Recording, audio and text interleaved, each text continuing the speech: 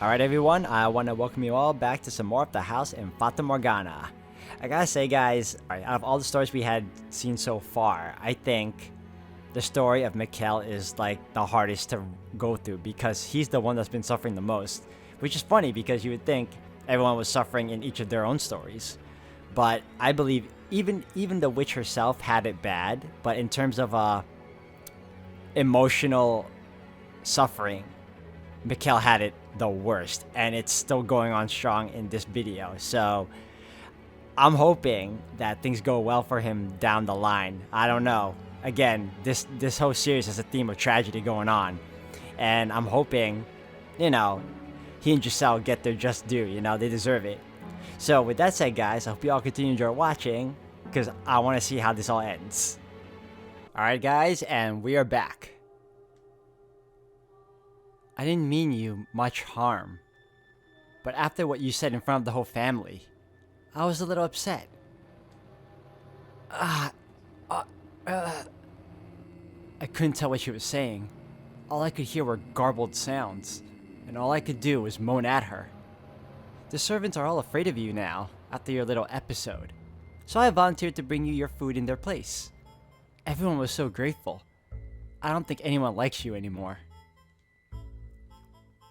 Eventually, my muddy mind managed to make sense of the thing she was holding in her hands. A tray of food. I could smell it from here. At first, I just gave your food to a stray cat. I wish you could have seen it devouring every last bit. Water. What I didn't know, though, was that people can die in just a few days without water. I never intended to kill you. I just didn't know. So I'm really sorry about that. Water. But you're alive. For someone so physically weak, you sure are tenacious. Isn't that nice? You have one thing you can be proud of. Water. What was that? Water? You want water? Hold on, I've got some right here. She picked up a goblet with her delicate fingers. Oh, she's gonna drop it, isn't she? My hand swiped weakly at the air, trying to grab it. A grin spread across her lips. And then she let go. I knew it!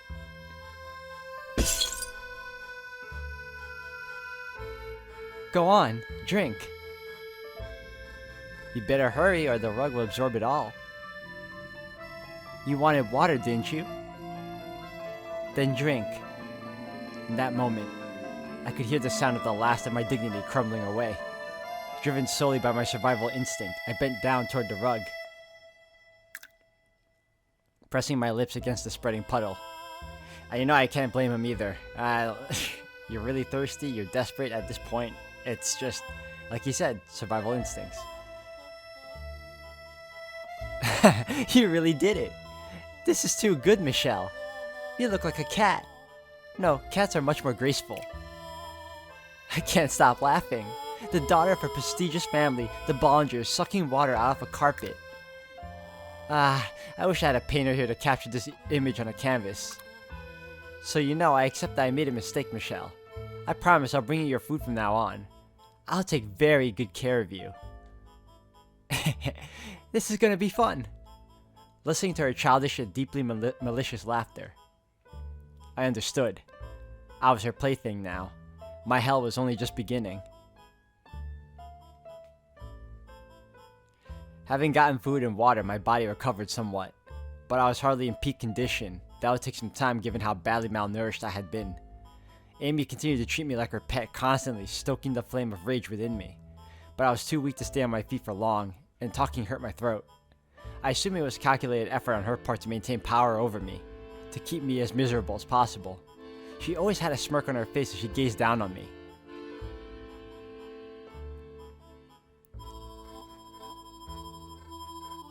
Come on, open up. Today I'm gonna feed you myself. What's the matter? I can't put anything in you with your mouth closed. Or do you want to starve to death? Aimee, why are you doing this? Why? Because it's fun. Why else? You married into this family, you sick wench. What gives you the idea You can treat me.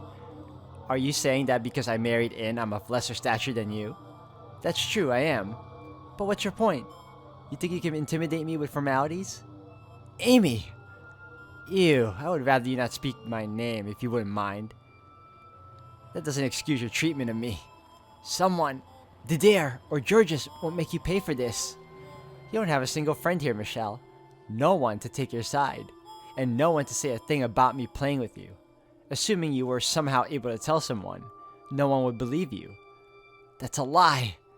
Do you have any idea what people say about you? They say you've gone mad. They say you've sold your soul to the devil. Do you honestly believe anyone would trust you? I am not mad. I don't know, you look plenty mad to me.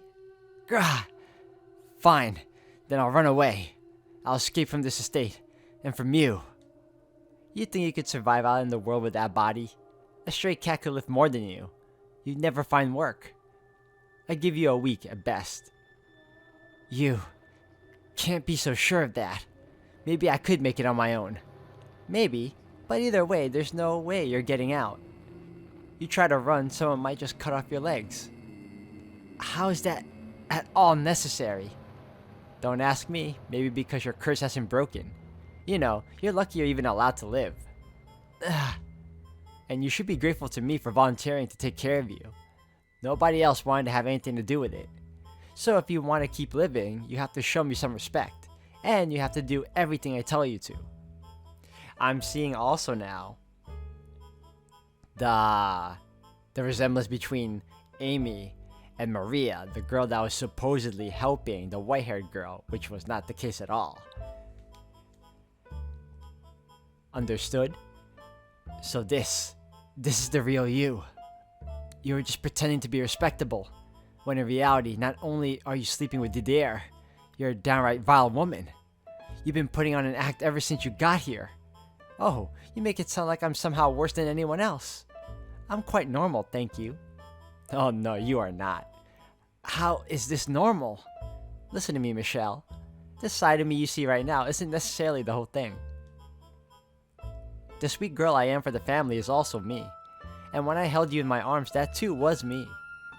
I'm not putting on an act. Liar! Although, to tell you the truth, I never actually liked you, so that part was a lie, yes. If Mother hadn't asked, I would have never even considered getting friendly with you. Aimee! You know, life as a noblewoman is so dull. It's so restrictive. No room for love at all. So, can you really blame me? There so happened to be the most wonderful night right there for the taking. Why shouldn't I have gone after him? I'm still young, let me have some fun, you know? Not like women have much else in the way of recreation. So it wasn't Didier, but you who seduced him. And it all would have worked out beautifully too, if you had only kept your mouth shut. You ruined our family gathering and damaged my reputation. And you called me a whore. That wasn't very nice now, was it? Is it any surprise I'm a little sore? You brought this on yourself, Michelle. I brought this on myself? Don't you dare! Nothing justifies what you're doing to me. I'm not the disturbed one. You're a crazy whore, and don't try and pretend otherwise, damn you. Oh my, such language. You're not being very nice to me, Michelle. Girls aren't supposed to talk like that, you know. I am not a girl. Then what are you? I'm a man. A man? With that body?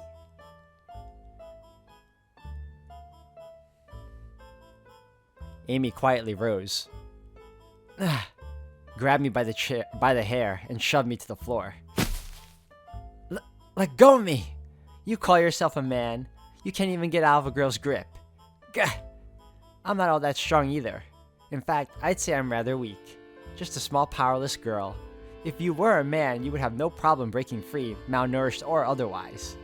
Not necessarily true. But you can't. Get! She traced the lines of my emaciated ribs with her nails, traveling slowly, down my chest. But even ignoring that, you're missing the most important part. Stop! Get off me! I tried to shove her aside with all the strength I could squeeze out of my arms, but as Aimee had said, I couldn't even overpower a girl. All I could do was lie there beneath her and beg. Get off me! Groaning in anger and frustration. Her finger came to a stop just above my navel. She looked up at me with a sweet smile, and then pulled her hand away. And just as a wave of relief spread through me, she shoved me back, jumped up. She shoved me back, jumped up, and slammed her foot between my legs. Nah! I shuddered as the pain jolted up my spine. Nah! Aimee looked down on me as I screamed. A smirk spread across her face. Oh my, does that hurt? This is a surprise. Even without boy parts, it still hurts. Stop, please! And she didn't stop at stepping on me. I'm begging you, stop, please! She dug her toes into my flesh. What are you exactly, Michelle? From the feel of it, you don't quite have the proper girl parts either. Aimee, please! On top of the physical pain, unbearable humiliation and shame corroded away at my spirit.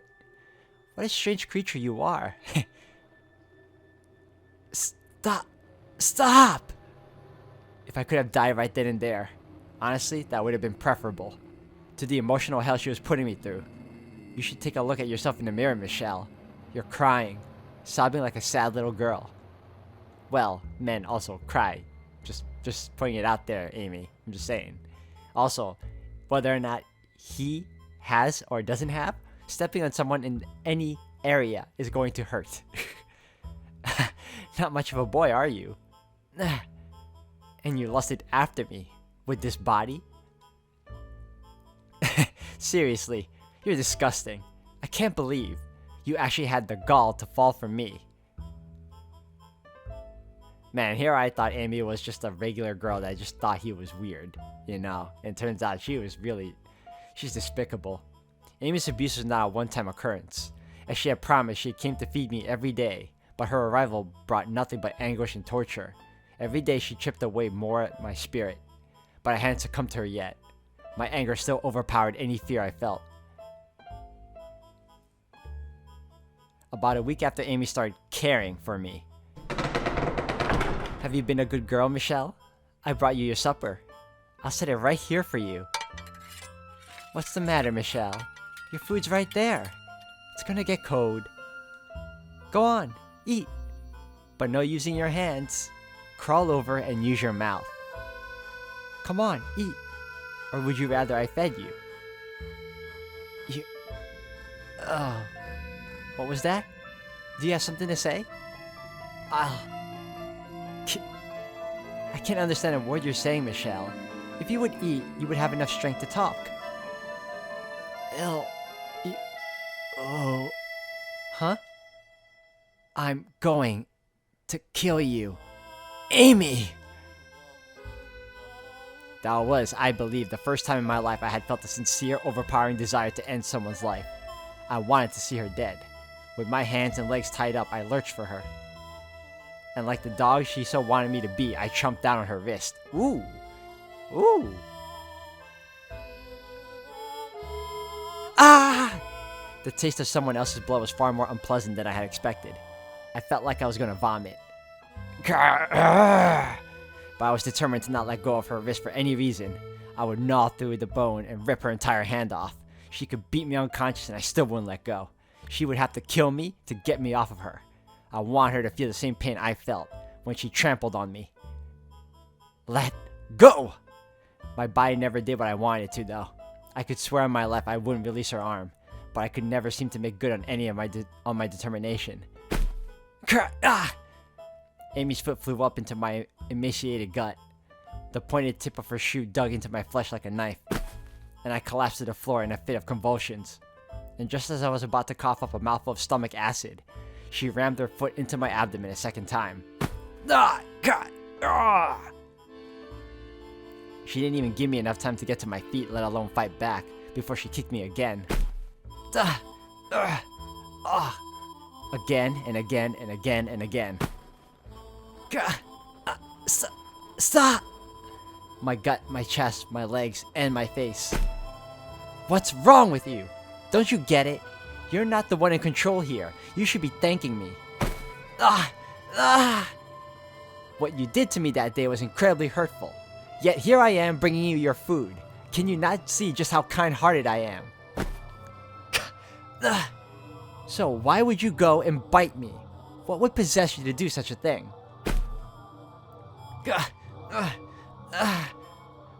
Gasping for breath, my consciousness slipping away from me. I caught a glimpse of Aimee's eyes as she swung her leg back for another kick. And when I did, a single word rose to my mind. Demon. Isn't that something? You can't even stand up to a girl. I'm not that strong. I'm weak and frail. This is the first time I've ever kicked someone. I have absolute control over you, Michelle. You understand that now, right? You learned your lesson, didn't you? Not an ounce of strength remained within me. My tongue and cheeks were torn up, and my mouth tasted of blood. Thinking herself weak and having no experience in the ways of physical violence, she knew no restraint. The ignorant can be so much more brutal and viciously relentless than the seasoned. My vision had gone red, and I could hardly feel my own face. There was a strange gurgling sound with every breath I took. Ah, jeez, what am I gonna do about this hand? It hurts like crazy. Oh, I know. I'll tell everyone you finally lost it, and tried to bite my hand off. They'll all feel so bad for me. I can just see the sad looks on Didier and George's faces. They will not. You know, your brothers have completely given up on you. A deranged sister is nothing but trouble. You know what you are, Michelle? You're a demon child. Why was I the demon and not her? Why? Did no one come to my aid? Several times I considered ending my life, but every time I did, memories of better days came back to me. Of the time before my body had transformed, the days when we were all so sure of our happiness, kept me chained to life. Why couldn't things still be the way they had been then? In my heart, I hadn't changed at all. So how had things ended up like this?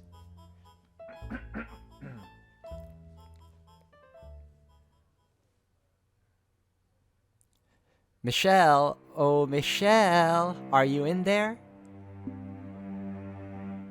Did you need something, Georges? Oh, come on, don't be like that. Do I have to need something to talk to you? No, but you look like you were in an unusually good mood, so I thought... Well, why wouldn't I be? It's a wonderfully gloomy day out. I would understand if it were clear out, but can you really say it's a wonderfully gloomy? Well, you can't be outside for very long when it's not cloudy, so in our case, this is perfect weather. Ah. What do you say we go for a little stroll while we can? Dee's around today too, so we can see if he's up for it. It'll be like old times. We've been running around like headless chickens lately, so we haven't had much of a chance for a sibling outing. We'll have Mom make us lunch and then... Ooh, we'll take a couple of horses up to the forest edge. I'm fine with that if you are. You bet your bum I am. I asked after all. Now come on, let's go.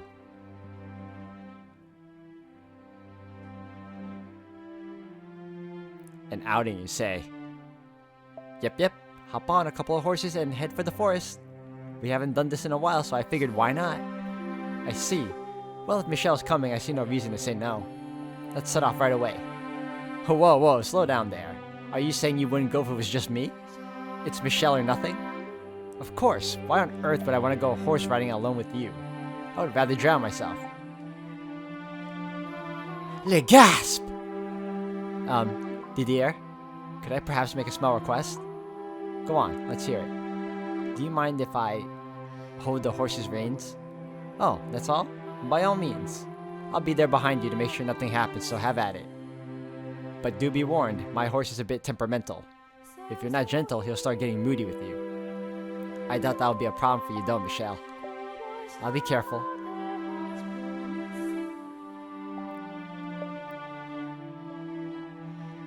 Hey, whoa, slow down, guys. Look at that, Michelle. George is still fumbling around all the way back there. Are we going a bit too fast? No, you're fine. That you were able to get past that so quickly is proof of your talent. Finally caught up. This isn't a race, you know. Why can't we enjoy the scenery and indulge in some nice pathos? A warrior and his horse need not a pathos. Isn't that right, Michelle? It certainly is, Didier. Come on, you guys. Be nice. This was my idea. You've really taken after old D, haven't you, Michelle? I, for one, would rather see you admiring flowers or dancing with butterflies or gazing out at a beautiful sunset or enjoying poetry. I, for one, would rather see you admiring... Oh, sorry, we're repeating again. More pathos, my dear sister, and less barbarism. Long swords, suits of armors, and tales of heroic knights are so much more appealing, though.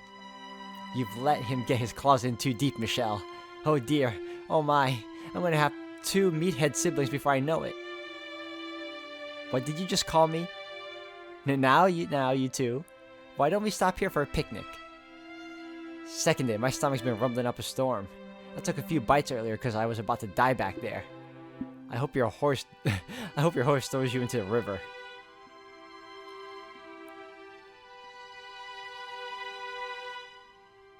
That's a nice picture of them. Hey, so the other day, I brought a cat home. A cat? Yep, speckled from head to tail and ugly as a witch's arse. I was gonna keep it in my room, but Mom flipped when she saw it. Keep that filthy thing out of my house. Wish there was something we could do about how much of a clean freak she is. Georges, try not to stress Mother too much. You're unpredictable enough as it is. It would be nice, though, to have a cat, I mean. You think so? Then how about this? We'll keep it in the courtyard. On days when it's clear and when you can do it when it's cloudy, Michelle. I don't know what cats eat, though. I bet he like pastries. Do you want to kill the cursed thing? I cannot approve of anyone taking care of an animal who thinks that's a good idea. Sorry. Oh, pull the stick out of your arse, D. Life's all about experimentation. Live and learn. Don't experiment on animals. Well, if you're gonna be like that, how about you help out too?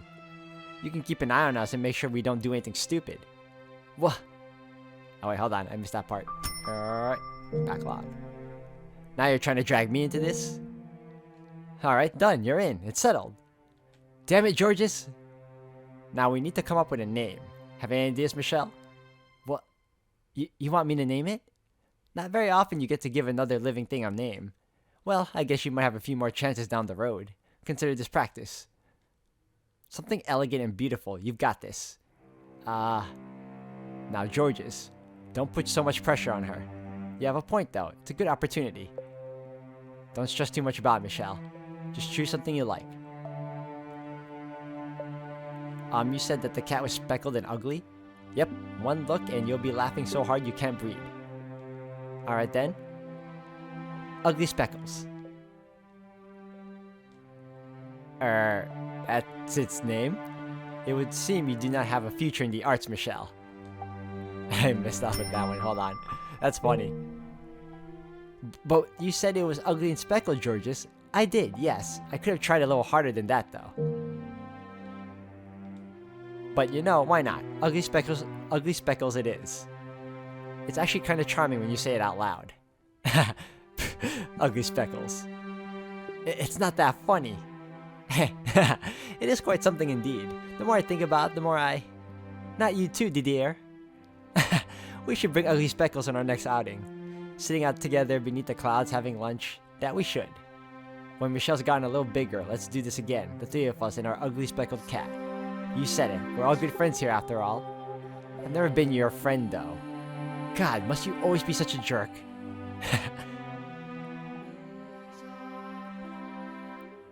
It sucks that these memories will be tarnished now.